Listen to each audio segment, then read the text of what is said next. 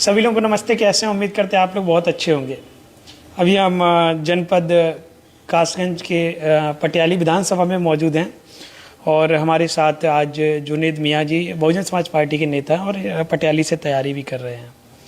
और कहीं ना कहीं देखा यह जाएगा 2027 में बहुजन समाज पार्टी किस प्रकार से अपनी वापसी करती है और जानेंगे कि तैयारी कैसी चल रही है पटियाली में। बहुत बहुत स्वागत है आपका। बहुत बहुत धन्यवाद। पहले तो आपको और आपकी पूरी टीम को जो आज इस मुश्किल समय में जो कहा जाए आप लोग क्षेत्र में जाके 403 विधानसभाओं का जो भ्रमण कर रहे हैं, पहले तो आप लोग बधाई के पात्र हैं। बहुत बहुत धन्यवाद। कैसी तैयारियां चल रही हैं आपकी पटियाली को लेकर?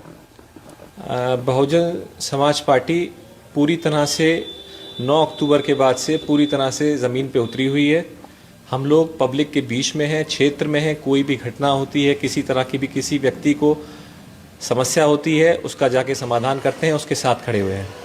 अच्छा, नादरा सुल्तान जी को कैसे टक्कर देंगे? कासगंज की बात करी जाए और एटा की बात करी जाए, केवल एक पर समाजवादी पार्टी है, वहाँ पर आप अपनी ताल ठोक रहे हैं। आप अगर क्षेत्र में गए होंगे, क्षेत्र में विजिट करा होगा आपने, तो आपने 2-3 चीज़ें देखी होंगी। अगर आप किसी भी व्यक्ति से पूछिए कि आप अपनी विधायक को जानते हैं या नहीं जानते हैं, तो वो इतना तो जरूर कहेगा नाम से जानते हैं, शक्ल से नहीं जानते हैं। उनका क्षेत्र में वर्किंग रिकॉर्ड शून्य है। कोई विकास कार्य जब से वो विधायक हुई हैं अब तक कोई ऐसी बड़ी घोषणा या जो भी उन्होंने अपने वादे किए थे उसमें कोई भी चीज़ धरातल पर नजर नहीं आती है। जिस समाज से वो आती हैं, जिस समाज से मैं आता हूं, आज की तारीख में पटियाली विधानसभा के अंदर 5 थाने और 5 में सबसे ज्यादा अगर मुकदमे लिखे जा रहे हैं और प्रताड़ित हो रहा है तो विशेषकर कि मुस्लिम समाज हो रहा है। तो जब हमारा जनप्रतिनिधि हमारे साथ नहीं खड़ा है तो उसको होना या ना होना लगभग बराबर है। अच्छा, एक चीज़ और बताइए, जो मुस्लिम समाज है कहीं ना कहीं ऐसा माना जाता है, लोग कहते भी हैं, तमाम लोग कहते हैं कि सपा की तरफ ज़्यादा रुझान रहता है। क्या ये सच्चाई है क्या या फिर 27 के चुनाव में बसपा की तरफ जाएगा? अब तक मुस्लिम समाज समाजवादी पार्टी के साथ कंधे से कंधा मिलाकर खड़ा रहा है, ये एक कट सकते हैं। लेकिन जो आने वाला समय है, आप चाहे 17 देख लीजिए, चाहे 22 देख लीजिए, उसके बाद 24 भी देख लीजिए, लगातार मुस्लिम समाज ने एक तरफा वोट समाजवादी पार्टी को दिया है। लेकिन समाजवादी पार्टी को मुस्लिम समाज का वोट देने के बावजूद भी हम भारतीय जनता पार्टी को सत्ता में से नहीं हटा पाए। और अगर अब भी मुस्लिम समाज इस बात पे विचार नहीं करता है, समाजवादी पार्टी के साथ जाता है, तब भी हम भारतीय जनता पार्टी को नहीं हटा सकते। जब तक बहुजन समाज पार्टी के साथ मुस्लिम समाज नहीं जुड़ेगा, जितना जुड़ता है उससे, जितना समाजवादी पार्टी में जुड़ता है, अगर उससे 25% भी जुड़ जाए तो हम लोग पूर्ण बहुमत की सरकार में आ जाएंगे। अच्छा, पूर्ण बहुमत की सरकार कैसे बनाएंगे? वर्तमान में 2022 में तो रिजल्ट अच्छा नहीं रहा, 24 में भी अच्छा नहीं रहा, 2022 में तुरंत ही इतनी बड़ी वापसी कैसे? 2022 में जो समय था उसकी बात ना करके हम जिस तरीके से हम लोग, माननीय बहन जी ने सब लोगों को निर्देश दे रखा है कि जमीन में जाइए, क्षेत्र में लोगों के बीच में जाइए।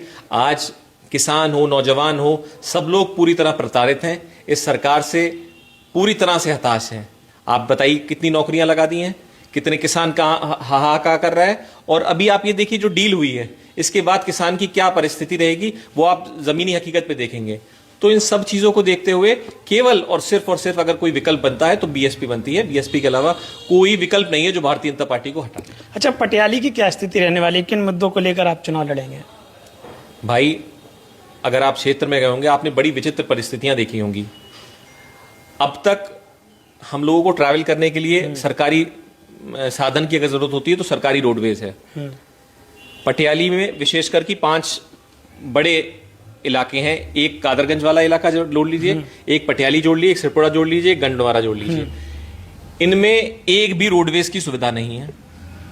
अगर गंगा पार किसी भी गांव में आप चले जाएं, वहां से लेके अगर आपको गंडवारा आना है सीएससी तक भी, तो आपके पास कोई एम्बुलेंस नहीं है, कोई अस्पताल नहीं है। अगर कोई महिला प्रेग्नेंट है या उसको गर्भावस्था में है तो उसके लिए कोई चीज है ही नहीं वहां पे। पटियाली बहुत ही ज्यादा पिछड़ा हुआ इलाका है, तो उसको अगर विकास करना है तो हम लोगों को धरातल से लगना पड़ेगा। अच्छा, यही मुद्दे रहेंगे आपके, शिक्षा, स्वास्थ्य, रोजगार वाले? बिल्कुल, इसमें नो डाउट। नौजवानों को आगे बढ़ाना, नौजवानों के लिए रोजगार, शिक्षा, किसानों की जो मदद कर सकते हैं किसानों के साथ खड़े रहने का काम करेंगे। अच्छा, 9 अक्टूबर की आपने चर्चा की। 9 अक्टूबर को जो रैली हुई थी, बहुत ज़्यादा भीड़ थी उसमें, कहीं ना कहीं समीकरण तो बदला था उस रैली से। उसमें एक बात सबसे ज़्यादा ट्रेंडिंग में आई थी, कहीं ना कहीं योगी जी को थैंक यू बोला था। उनकी सरकार को कि हाँ आपने पार्क का रख रखाव किया है? उसके लिए तो हम मीडिया को धन्यवाद देना चाहेंगे। मीडिया जो चाहे कर सकती है, जिस तरह से भी बयान को तोड़ मरोड़ को कर सकती है। हम लोग वहाँ मौजूद थे। माननीय बहन जी ने जो कहा था वो ये कहा था कि जो टिकट बिक्री का पैसा है, जो आप टिकट वसूली करते हैं पार्कों से, अगर वो ही पैसा हम पार्क में लगा दें तो उसका पार्क का सौंदर्यीकरण जो मरम्मत हो सकती है वो हो जाएगी। यही चीज माननीय बहन जी ने जब समाजवादी पार्टी सरकार थी 2012 से लेकर 17 तक, तो उसमें जो पार्क में मूल सुविधाएं जो होती हैं उसमें काम नहीं हुआ था, जिस कारण माननीय बहन जी ने उस टाइम के तत्कालीन मुख्यमंत्री जी को लिख के दिया था। तब कोई नहीं हुआ। यही जो मौजूदा मुख्यमंत्री हैं उनको दिया, तो उन्होंने उस पैसे का अपने पास से कुछ अलग से नहीं लगाया। जो जनता द्वारा वहां पर जो दर्शन करने जाते हैं उसी पैसे को यूटिलाइज किया केवल। तो उस चीज के लिए धन्यवाद दिया। अगर नादरा सुल्तान जी अगर अच्छा काम कर रही होती तो मैं भी बधाई देता, उन्हें बधाई की पात्र होती। लेकिन जब कुछ किया नहीं है तो किस चीज के लिए बधाई का पात्र? अच्छा, जो अच्छा कार्य करेगा उसके लिए आप बधाई देंगे? बिल्कुल, चाहे विपक्षी हो, क्यों नहीं दे सकते हैं वो तुम। अच्छा, एक चीज बताइएगा, 2027 में क्या लग रहा है, बसपा ने अगर वापसी की तो कितनी सीटों पे वापसी करेगी? 403 में से कितनी सीटें जीतेगी, या फिर किसी के साथ गठबंधन में आएंगे? हमारे नेता आदरणीय बहन कुमारी मायावती जी, उसके बाद हमारे राष्ट्रीय संयोजक आदरणीय आकाश आनंद जी, उनका जो टारगेट है 2027 में 2026 सीटों का टारगेट हम लोगों को दिया है। हम लोग जनता के साथ गठबंधन करके 226। अच्छा, हम लोगों का जो स्लोगन है, जो टाइटल है, 2027 में 226 सीटें हम लेके चल रहे हैं। 2027 में 226 सीटें। अच्छा, एक चीज़ बताइए, आपने नादरा सुल्तान जी के बारे में कहा वर्तमान सांसद हैं, एक ही पर केवल समाजवादी पार्टी है, लड़ाई भाजपा से रहेगी इस सीट पे या फिर सपा से? भारतीय जनता पार्टी से। सपा लड़ाई में नहीं है? नहीं। वर्तमान विधायक है? नहीं है। अच्छा, ऐसा क्यों कह रहे हैं आप? मैं वही बार बार आपसे रिपीट कर रहा हूँ, आप क्षेत्र में जाके देखिए। मैं क्षेत्र में गया हूँ, क्षेत्र में लोगों ने नादरा जी की तारीफ भी की है।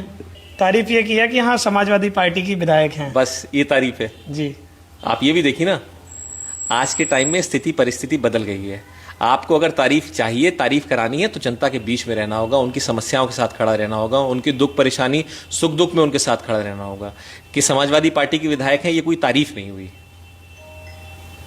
पर लोग तो कह रहे हैं कि कहीं ना कहीं पटियाली में ठीक चल रहा है। पर ऐसा भी लोग कहते हैं, आपको ये जानकारी है कि वो कहते हैं कि भाजपा की सरकार है, बेचारे एक विधायक हैं, वो क्या कर लेंगे? अगर क्योंकि मैं पढ़ा लिखा व्यक्ति हूँ, अगर हम लोगों ने पढ़ा होगा उसमें, आप विधायक हैं तो आपके प्रोटोकॉल्स होते हैं। They are certain protocols which you have to follow. तो एक विधायक का अगर कोई भी समस्या को लेके, मूलभूत समस्या को लेके अगर कहीं विधायक बैठ जाएगा तो अधिकारी को और कर्मचारी को उसकी सुननी पड़ेगी। वो कितनी जगह ऐसी जगह गई, ठीक है आप सरकार में नहीं है, आप सत्ता में नहीं है आप, लेकिन आप जनप्रतिनिधि हैं। जनप्रतिनिधि की जो चीजें होती हैं वो करनी चाहिए, वो नहीं करी है उन्होंने। अच्छा, तो कहीं ना कहीं देखिएगा नाराजगी है वर्तमान विधायक जी को लेकर। अब तैयारी कर रहे हैं, अगर बसपा टिकट देती है तो कितनी मजबूती से चुनाव लड़ा जाएगा? बहुजन समाज पार्टी जिस तरह से टिकट अगर देती है, माननीय बहन जी का आशीर्वाद होता है, तो हम बहुत मजबूती के साथ, और ऐसा चुनाव पटियाली विधानसभा के लोगों ने अब तक नहीं देखा होगा जैसा चुनाव हम लड़ने जा रहे हैं। अच्छा, कितने मार्जिन से चुनाव जीतेंगे आप? मार्जिन तो नहीं बता सकता, लेकिन हाँ अब तक की सबसे अच्छी स्थिति बहुजन समाज पार्टी की इस बार रहने वाली पटियाली विधानसभा। तो आपने देखा हमारे साथ जुनेद मियाँ जी मौजूद थे, तमाम तरीके की राजनीतिक चर्चाएं की हैं। आप क्या सोच रहे हैं पटियाली के बारे में, आप क्या सोच रहे हैं पूरे कासगंज के बारे में, कमेंट करके जरूर बताएं। यहाँ सर एक सवाल और है, यूजीसी के बारे में क्या कहना चाह रहे हैं? यूजीसी में हमारी नेता ने स्पष्ट तौर पे जो कहा है, लफ्ज बलफ्ज हम उस चीज के साथ खड़े हुए हैं जी, जो हमारी नेता का आदेश है। तो आपने देखा जुनेद मियाँ जी हमारे साथ मौजूद थे और अपना कीमती समय दिया, बहुत बहुत धन्यवाद आपका। बहुत बहुत धन्यवाद, बहुत बहुत और चुनाव के लिए अग्रिम बधाई आपको। धन्यवाद, थैंक यू।